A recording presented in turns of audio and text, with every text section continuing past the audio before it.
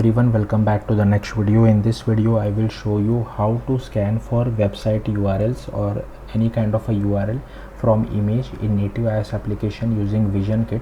So here you can see on the left hand side I have my app running on a real iOS device. I have already given it the camera permission and I have one button as well. Once I click on the button, it will open the camera for me. So as you can see, I'm doing it over here. Now I will just put this in front of the image, and here you can see it was able to detect this www.website.com. You can do this for any image, whatever you feel like. So yeah, let's get started on how to do this. So basically I have created a native iOS application. I'm using UIKit, but if you want you can use Swift UI as well. Firstly, you will have to go to your project, and inside info you will have to add this camera usage description permission. Once you add this, you will have to go to your view controller. Here I have imported Visionkit. I am extending data scanner view controller delegate. I have created one label just to show what we have detected.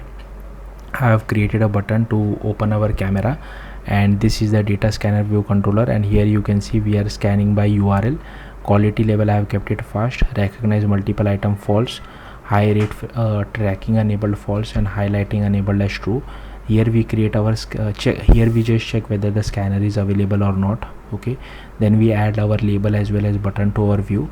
Set the delegate to our controller, and if you see, set the to this data scanner view controller. Okay, here we set some NS layout constraints for our label as well as button, and add some click listener for our button as well. And once the button is clicked, we just present our view controller and start scanning. Here we override some of the methods. I'm really using this particular method, so we just loop over whatever we have scanned.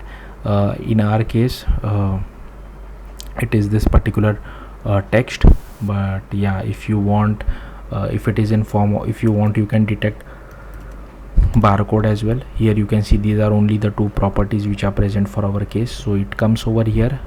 Once it has come, it will just assign it to our label, and here then I just stop scanning, but if you want you can continue scanning as well. Again, these are just helper methods which I'm not really using it, but if you want you can use that as well. So yeah, that's it. Thank you for watching. Bye.